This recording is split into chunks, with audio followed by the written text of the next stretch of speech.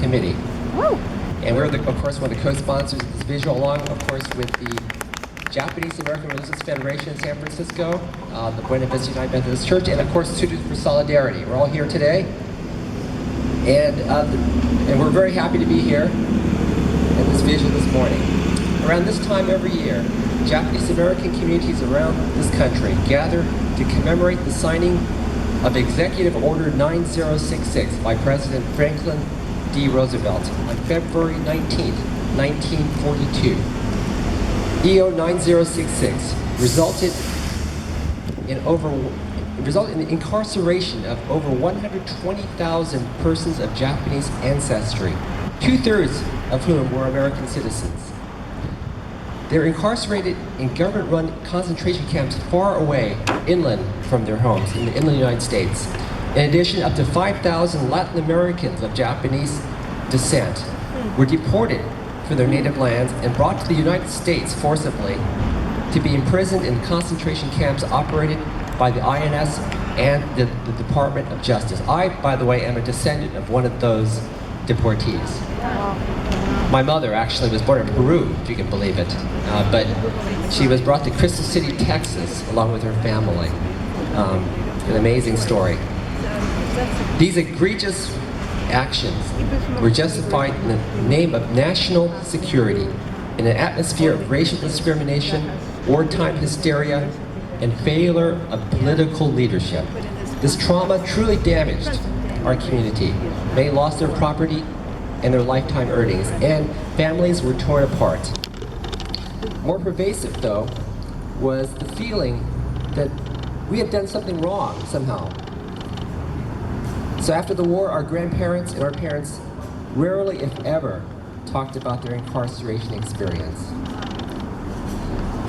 It was as if we had done something wrong, basically.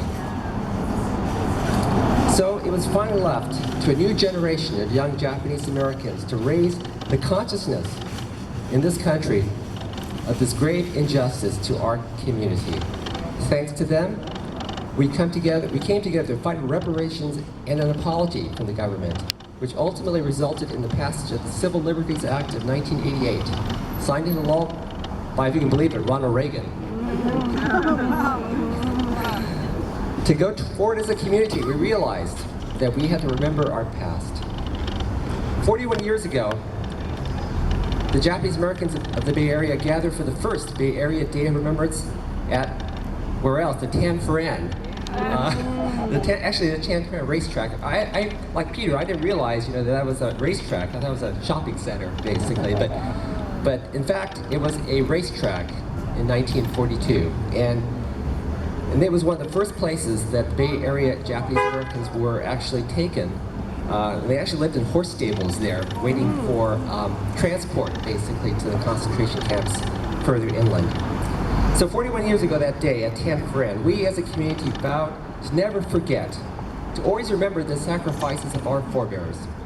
We also resolved that we would not stand by and watch the same injustices that befell our community be also visited upon others, noting that nobody stood with us in our hour of need. We had a few exceptional people. Certainly you're right, we had a few exceptional people, but unfortunately, that was the exception.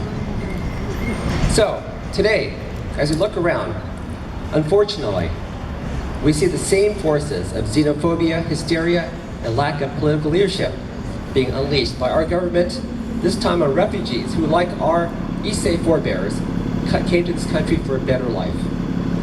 We abhor the government policy of family separation and its inhuman treatment of putting children in cages. Indeed, it seems as if history is repeating itself. But I believe that our Japanese American community's unique experience serves as a living example in America of what could happen when we as a nation do not learn from history. If we forget our past, we have no future. So first, I really want to thank all of you for being here today, because your being here means that we all still remember. Never again is now. Thank you.